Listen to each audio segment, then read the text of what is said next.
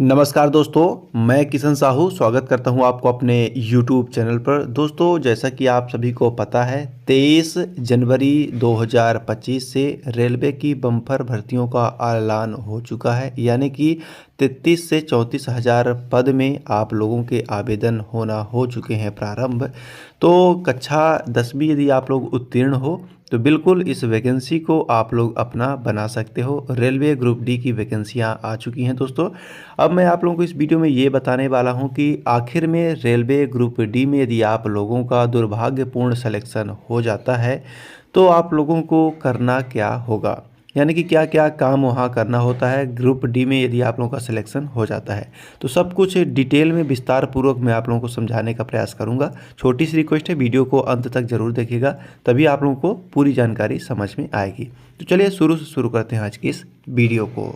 जैसा कि दोस्तों आप सभी को पता है कि रेलवे ने 32,438 प्लस वैकेंसियों का ऐलान कर दिया है रेलवे ग्रुप डी के अंतर्गत, जो कि आवेदन करने की प्रारंभ दिनांक 23 जनवरी 2025 निर्धारित की गई है और अंतिम दिनांक की यदि बात की जाए तो 22 फरवरी 2025 तक आप लोग आवेदन कर सकते हो। ठीक है, अब बात करते हैं कि पदों का विवरण, कौन कौन से पद हैं और उन पद के अकॉर्डिंग यदि आप लोगों का चुनाव हो जाता है, सिलेक्शन हो जाता है, तो उसमें आप लोगों को काम करना क्या पड़ेगा। ठीक है, तो देखिए दोस्तों, 5-6 प्रकार के जो कि पद यहाँ निर्धारित किए गए हैं, उसमें से सारे पद ग्रुप डी के हैं। और जो कि पहला जो कि पद है मैं आप लोगों को बताना चाहूँगा, ट्रैक मेंटेनर। यानी कि दोस्तों रेलवे ट्रैक जो भी पटरियाँ होती हैं रेलवे की ट्रैक की, उनकी देखभाल करना, उनको ठोंक बजा के उनकी मरम्मत करना, ये सब होता है ट्रैक मेंटेनर का कार्य होता है। ठीक है, ये रिस्पॉन्सिबिलिटी होती है ट्रैक मेंटेनर की और ये ग्रुप डी की जॉब होती है। ठीक है, इसके बाद एंड दोस्तों नेक्स्ट जो पद रहने वाला है पॉइंट्समैन। और पॉइंट्समैन का क्या कार्य होता है, उसमें क्या क्या रिस्पॉन्सिबिलिटियां होती हैं। यदि आप लोगों का जो कि सिलेक्शन पॉइंट्समैन के तौर पर हो जाता है तो आपको क्या करना होगा दोस्तों, ट्रेन के मार्ग को, यानी जो जिस भी मार्ग से ट्रेन गुजरती है उसको कंट्रोल करना, यानी नियंत्रित करने के लिए सिग्नल और स्विच का संचालन, जो भी सिग्नल होता है, ठीक है, रेड और जो ग्रीन होता है, उन सिग्नल को जो कि संचालित करना, जो कि कंट्रोलिंग करना, वो पॉइंट्समैन का कार्य होता है। जो कि नेक्स्ट जो पद रहने वाला है दोस्तों, हेल्पर या फिर कह लें असिस्टेंट। हेल्पर और असिस्टेंट के पद में यदि आप लोगों का चयन हो जाता है तो उसमें आप लोगों को क्या कार्य करना होगा। तो देखिए दोस्तों, जैसा कि इसके नाम से ही परिभाषित हो रहा है, हेल्पर यानी असिस्टेंट विभिन्न तकनीकी यानी टेक्निकल विभागों जैसे इलेक्ट्रिकल, मैकेनिकल, सिग्नल और टेलीकॉम में वरिष्ठ कर्मचारियों की सहायता करना।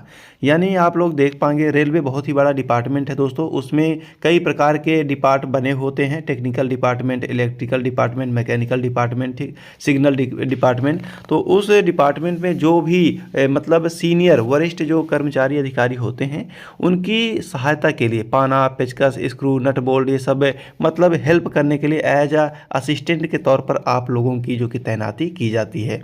ये भी ग्रुप डी की जॉब होती है। ठीक है, इसके बाद नेक्स्ट जो पद रहने वाला है गेट मैन का। अब गेट मैन आप लोगों को पता ही होगा, जैसे ही रेलवे क्रॉसिंग होती है और वहाँ मतलब 5-5, 10-10 मिनट में ट्रेन आती जाती हैं, तो जो रेलवे का जो कि गेट होता है, फाटक उसे बोलते हैं, उसे बंद कर दिया जाता है गेट मैन के द्वारा। और जब ट्रेन गुजर जाती है उस रास्ते से, तब जो फाटक को ओपन किया जाता है। उसके बाद पुणे से गेट मैन की जिम्मेदारी होती है कि ट्रेन के आने और जाने से पूर्व आप लोगों को उसको चेक करना होता है कि ट्रेन कहाँ है, कहाँ नहीं है, और गेट कब खोलना है, कब बंद करना है, ये सारे इंस्ट्रक्शंस दिए जाते हैं ऊपर से। उसी के अकॉर्डिंग उसको गेटमैन को कार्य करना होता है। और दोस्तों जो कि नेक्स्ट पद रहने वाला है पोर्टर का। अब पोर्टर का आम बोलचाल की भाषा में अगर मैं आप लोगों को बताऊं तो इसे आप कुली बोल सकते हो। यानी यात्रियों के जो भी सामान होता है, जो भी यात्रीगण अपना सामान भारी भरकम लाते हैं, स्टेशन के अंदर ले जाने की बात हो या फिर स्टेशन से बाहर ले जाने की बात हो, उन दोनों ही केस में कुली हेल्प करते हैं। और भार के अकॉर्डिंग, यानी कि उनके यात्रियों के सामान के भार के अकॉर्डिंग उनका जो कि किराया निर्धारित किया जाता है ना। मतलब जितना ज़्यादा भार उतना ही ज़्यादा रेंट उनका मतलब किराया लगने वाला है स्टेशन के अंदर व बाहर ले जाने के लिए। लिए। ठीक है, तो दोस्तों ये कुली का भी काम होता है, लोडिंग अनलोडिंग करने के लिए जो भी माल वगैरह आता है, गोडाउन वगैरह, किसी की बाइक पार्सल है ना, किसी का कुछ भी पार्सल है तो उस पार्सल को लोड करना अनलोड करना ये पोर्टर का काम होता है। और ये ग्रुप डी के अंतर्गत ये वैकेंसियाँ सारी हैं। ठीक है, और इन सारी वैकेंसियों में यदि आप लोग कक्षा 10वीं उत्तीर्ण हो तो इस बार रेलवे के माध्यम से बहुत ही बम्पर खुशखबरी सभी कैंडिडेट्स को दे दी गई है।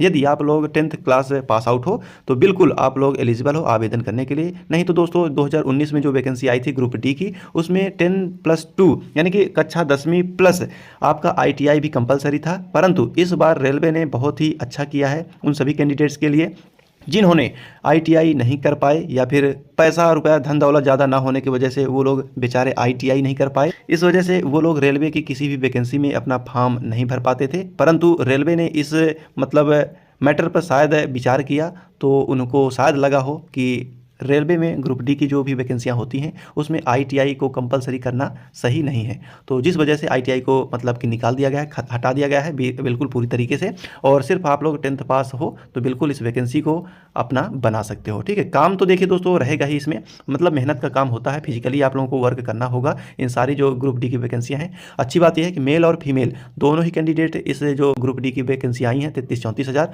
उन सभी में मेल फीमेल महिला पुरुष सभी लोग आवेदन कर सकते हो। मिनिमम उम्र 18 वर्ष, मैक्सिमम उम्र 36 ईयर निर्धारित की गई है, और कैटेगरी वाइज यानी SC ST OBC को एक्स्ट्रा में 4-5 साल का और भी ज़्यादा छूट दी गई है।